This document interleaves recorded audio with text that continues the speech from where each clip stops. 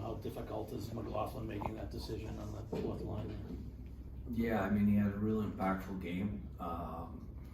You know, it's great. We have a lot of good depth up front and on the back end. So decisions are getting tougher and tougher, and that's what us as coaches and management we're looking to see. What have you thought about his camp overall? Good. He's a very conscientious young man. He tries to do things the right way all the time, whether it's practice or games, and he pays attention to detail. So there's a young man whose growth will grow as he grows, understanding how we want to play and also professional hockey. Any updates on Lysell or Hall? Yeah, they both, I mean, I don't have confirmation exactly what it is, but they're both minor. Like, they might miss a day or two of practice. That would be max. Feel good about that based on how it looked with Lysell? I mean, to get out saying minor, I mean, that feels like best case scenario almost. Yeah, I agree. We were fearful that it was a shoulder, but thankfully it's not. And also, the first 10 minutes, I thought he was the best player on the ice in the game. So a lot of good things for him to grow his confidence from as a pro. Does that maybe extend his time up here a little bit, perhaps? Like, do you want to see more of him kind of left early tonight? Like, if he's ready to go, do you want to get him in another game before the end? Yeah, I think we'd like to play him at least one more game, yeah. Before the lines got jumbled, how did you think the Foligno, Nosek, Wagner line did?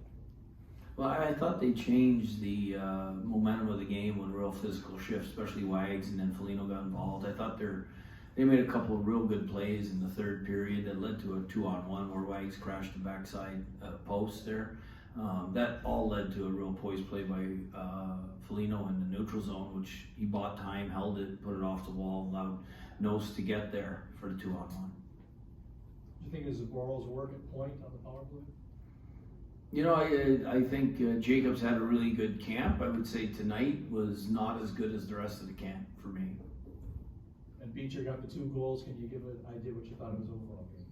Yeah, I thought he was a little hesitant early on, as our whole group was. We seemed to get better throughout the game, and so did he. And I think after he scored that goal, you know, he really started to show his elite skating. Second straight game that Frederick picks it up in the third. What do you want to see from him next game he gets in, just to have a more level performance through the Yeah, I guess a more complete 60 minutes, right? Start the game like you finished the third. But he was really good in the third. He was a man down low. I thought that second goal all started with him and his puck protection against Ristolainen, an NHL defenseman. So that's the kind of play we want for his game to continue to grow and his confidence to grow. And you saw it grow from there. I was asking you this morning about toughness on D. Wolf steps up and has that fight. First of all, what'd you think of his performance and his overall toolkit? Is he close to the NHL level at this point? Yeah, I really like this game.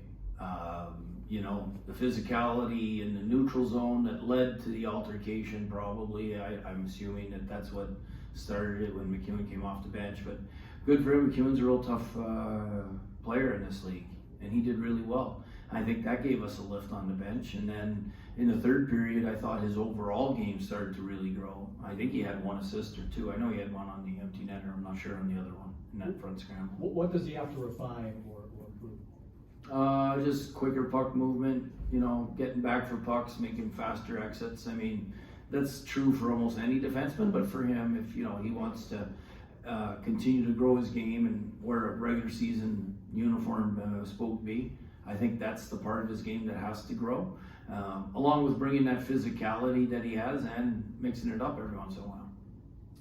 Bisman looked awfully good on that penalty kill where he held position, kneels down, gets a block and then a clear. He ran a lot of interference, stuff that they were trying to get out of the game in the 90s. You know, a lot of weaving to break up forechecks. They finally called him on something I wasn't watching at the end of the game when they called him for an interference. But what else needs to be coached out of his game to get him to be optimum for this? Because there's an awful lot that looks really smooth about that kid. Yeah, we agree with your assessment we think there's an NHL brain. His poise is really good.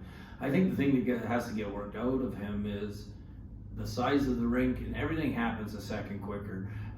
You know, he always wants to make a play, and he's got to learn. Sometimes just got to move it up the wall. You can't hang on to it as long because sticks get on top of you, body gets on top of you, and there's a couple of turnovers that happen.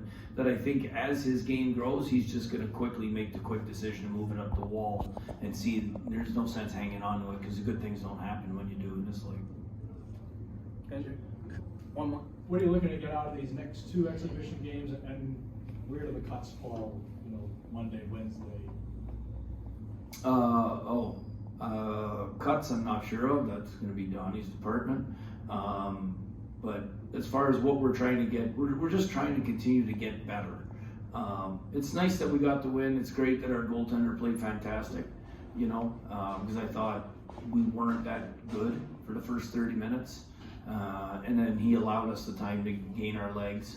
But what we're trying to gain is get better. You know, it's not so much right now about results. It's about being better structurally, and it's about individuals asserting themselves in roles on our team. Thanks, Coach.